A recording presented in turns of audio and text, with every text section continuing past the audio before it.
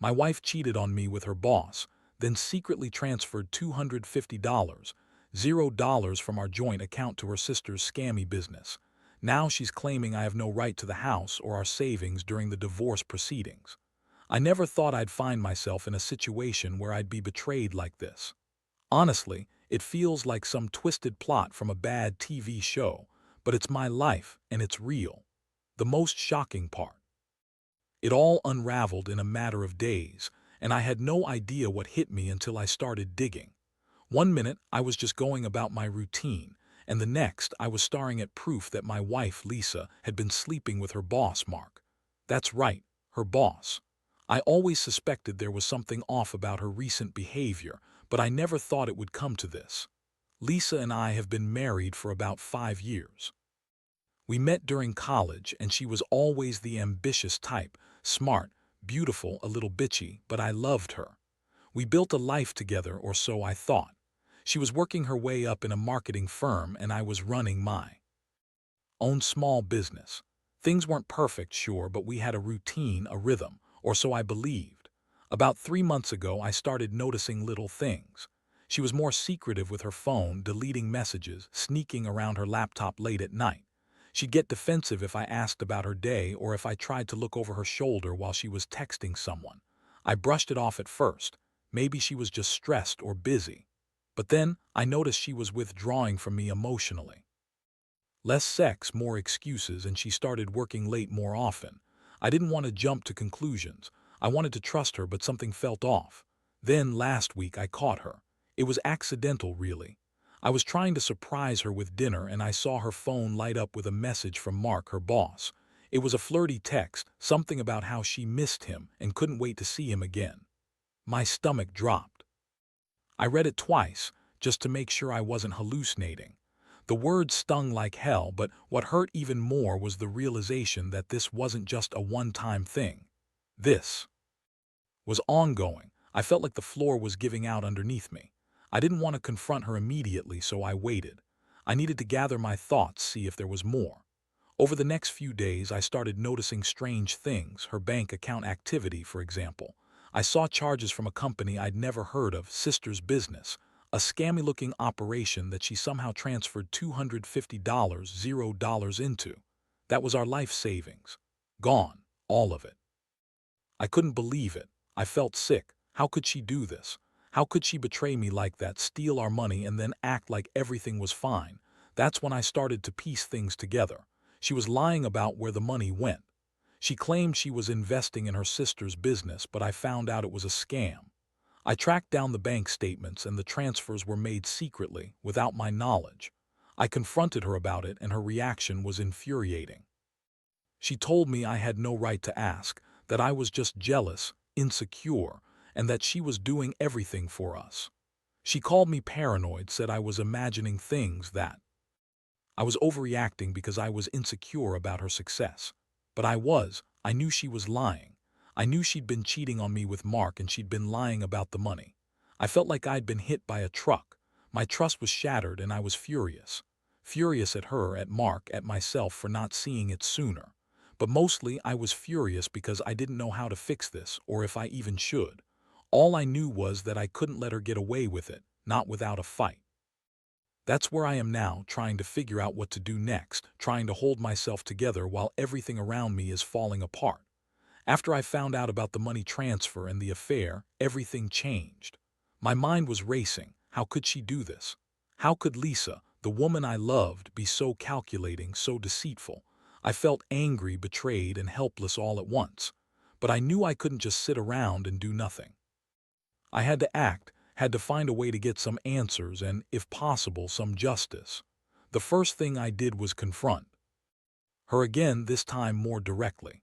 I told her I knew about Mark, about the affair, and about the money.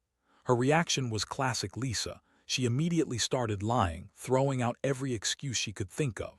She said Mark was just a friend, that the money was for an investment in her sister's business, and that I was paranoid, insecure, and jealous. She looked at me with that bitchy smirk she always wears when she thinks she's got the upper hand. Honestly, I wanted to punch her. But I kept my cool, mostly because I knew that if I lost control, I'd only give her more ammunition. She kept insisting I had no right to question her, that I was overreacting, that everything was fine. She even accused me of not trusting her, of being controlling. But I wasn't buying it. I had the bank statements, the texts, and the evidence that she'd been sneaking around. I told her I wanted a divorce and demanded to see her phone. She refused, of course, saying it was private and that I had no right.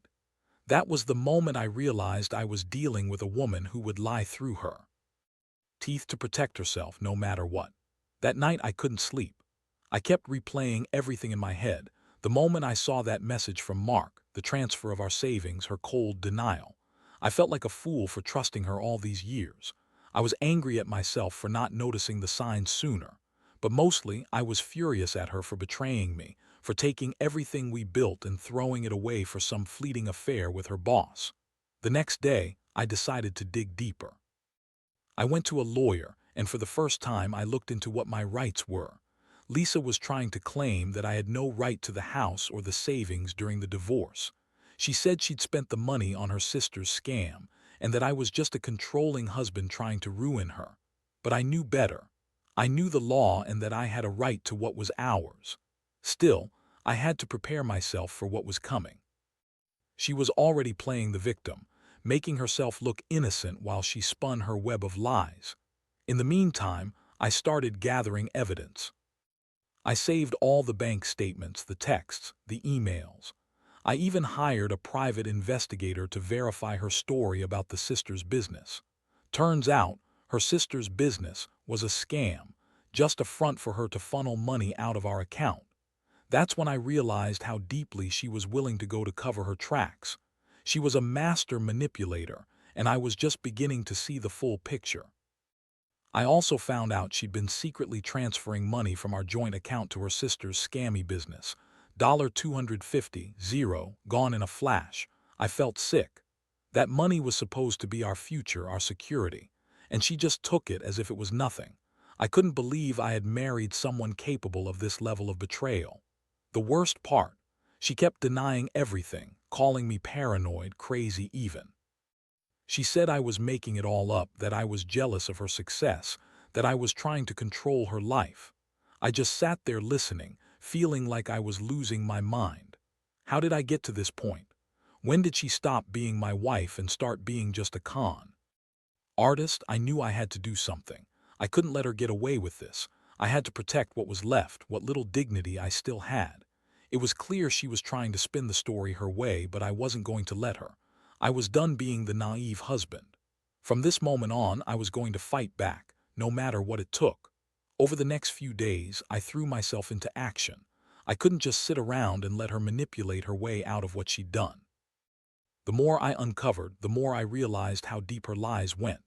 She kept insisting that I had no right to the house or our savings, claiming I was just a jealous, controlling husband trying to ruin her. But I knew the truth.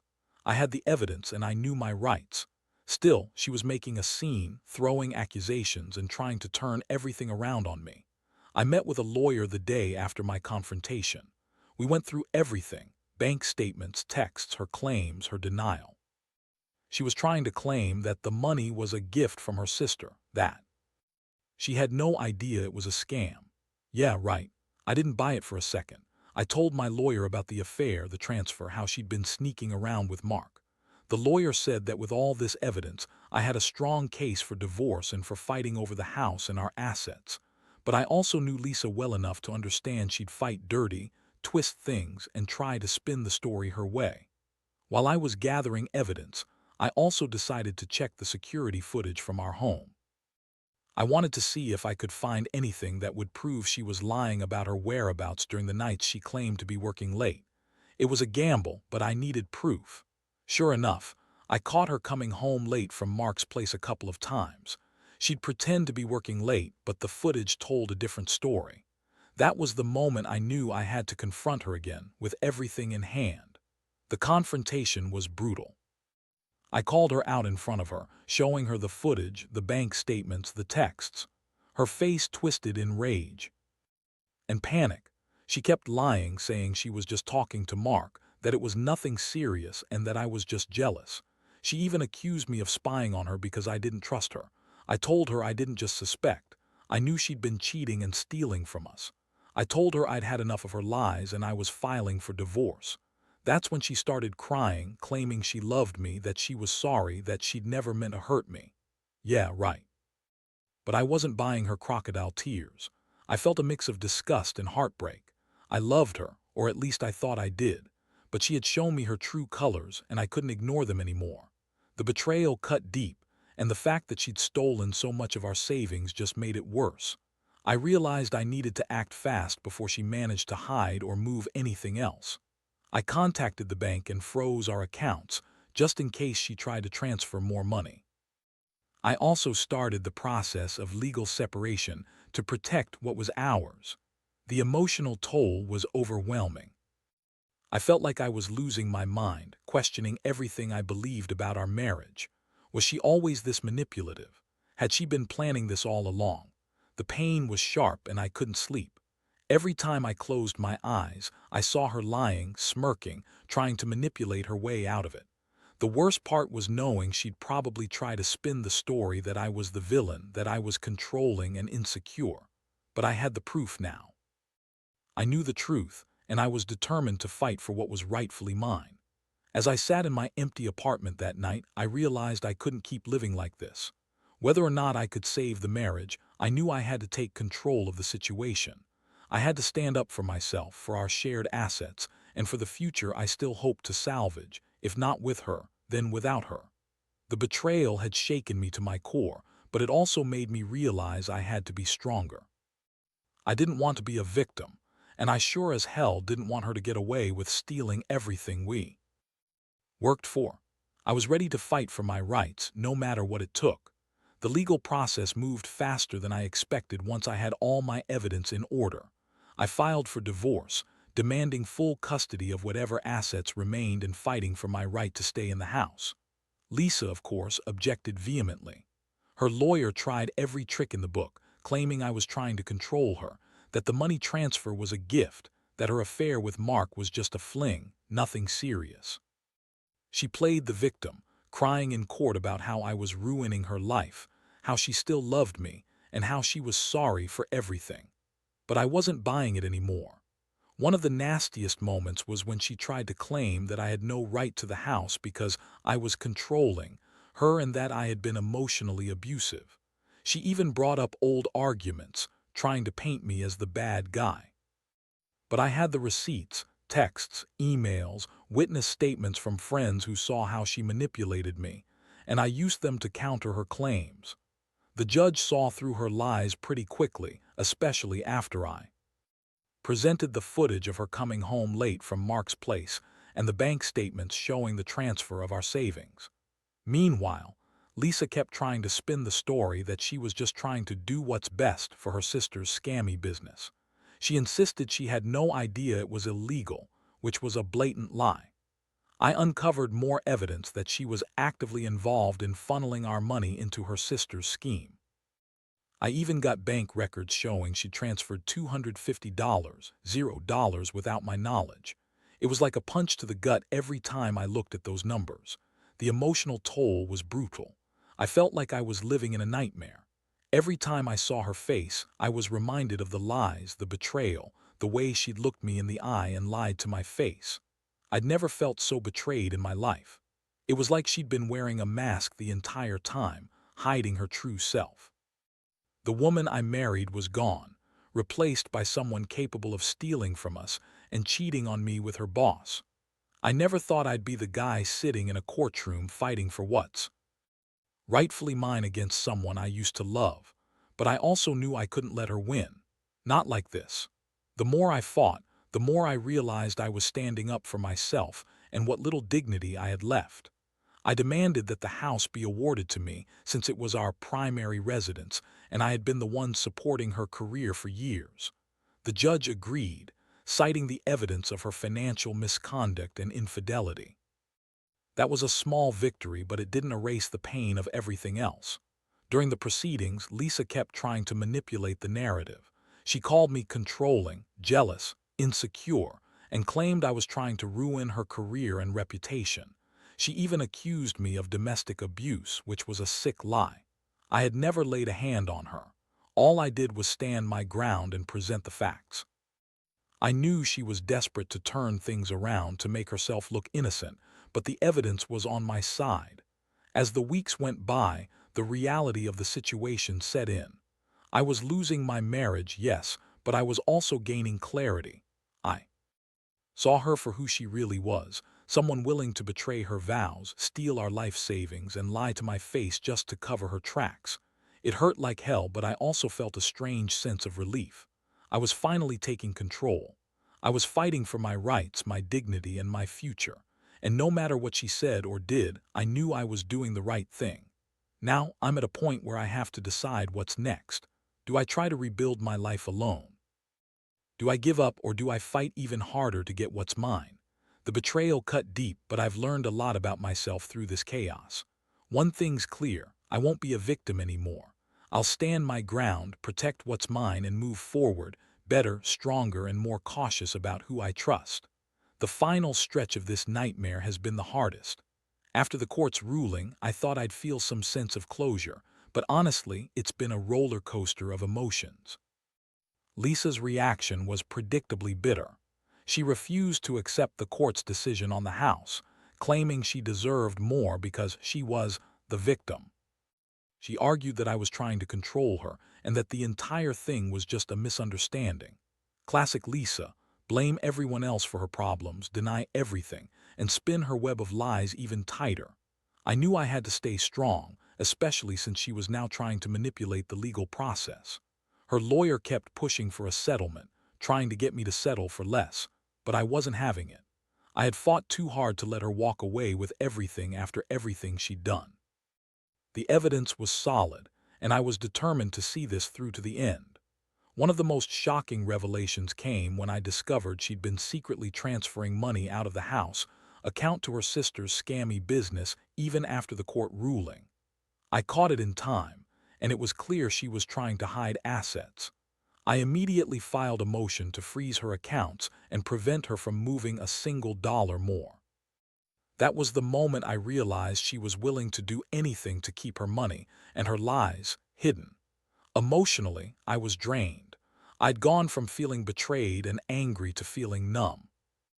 I'd lost the woman I thought I knew, and I'd lost a lot of our savings, money that should have gone toward our future, our security. It felt like I'd been punched repeatedly. Part of me wanted to give up, to walk away and forget the whole thing, but I knew I couldn't. Not after everything. I had to stand my ground for myself and for whatever was left of the life I'd tried to build. In the end, I managed to get the house awarded to me, and I kept most of the remaining assets. The judge's decision was clear. Lisa's dishonesty, her affair, and her financial misconduct had broken the marriage beyond repair. She was furious, but there was nothing she could do.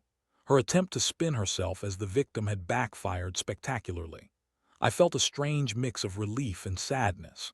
Relief because I finally had some control back, and sadness because I'd lost the woman I loved and all of our shared dreams. Looking back, I realize how much I've learned about trust, deception, and resilience. I never thought I'd be the guy fighting for his marriage and then fighting to protect himself from betrayal. But I did. I fought for what was rightfully mine, for my dignity and for my future. I still feel the sting of her betrayal every day, but I also feel a sense of victory, small but real. I've come out of this stronger, more cautious, and more aware of the fact that sometimes people you trust the most can hurt you the deepest. If I could give anyone advice, it's this: trust your instincts, get the evidence early, and don't be afraid to stand up for yourself. Betrayal cuts deep, but you don't have to let it define you. Keep fighting, even when it feels impossible. Because in the end, the truth always surfaces, and your dignity is worth fighting for. Now that everything is settled, or at least as settled as it's going to be, I find myself reflecting a lot more than I thought I would. Trust, once shattered, is almost impossible to rebuild, and I've learned that even the strongest marriages can crumble under the weight of lies and betrayal. I used to believe that love could conquer all, but what I've come to understand is that honesty and respect are the foundation of any real partnership. Without those, everything else is just a house built on sand. Living through this has changed me. I used to be the guy who thought everything was straightforward. Work hard, love your wife, build a future. Now I know better. People are complicated, and sometimes their worst qualities come out when they think no one's watching. Lisa's actions showed me that greed, deception, and selfishness can be hidden behind a pretty face and a charming smile. I was naive to think I knew her completely. One thing I've realized is that I should have seen the signs earlier. The subtle shifts in her behavior, the secretive texts, the late nights, those were all red flags, but I convinced myself they were just work-related stress or insecurities. I was too trusting, too eager to see the good in her. That cost me dearly. But I refuse to let this define my future. I'm rebuilding slowly but surely. I've started therapy, not just to deal with the pain, but to understand how I let things get so bad. It's helped me see that I deserve honesty, respect, and someone who values me for who I am. I'm not bitter, well, maybe just a little, but mostly I'm grateful for the lessons. I'm more cautious now, more aware of the warning signs, and more committed to protecting myself emotionally and financially. As I move forward, I know I'll carry the scars of this betrayal, but I also carry hope. Hope that someday I'll find someone who truly values me, who's honest and faithful.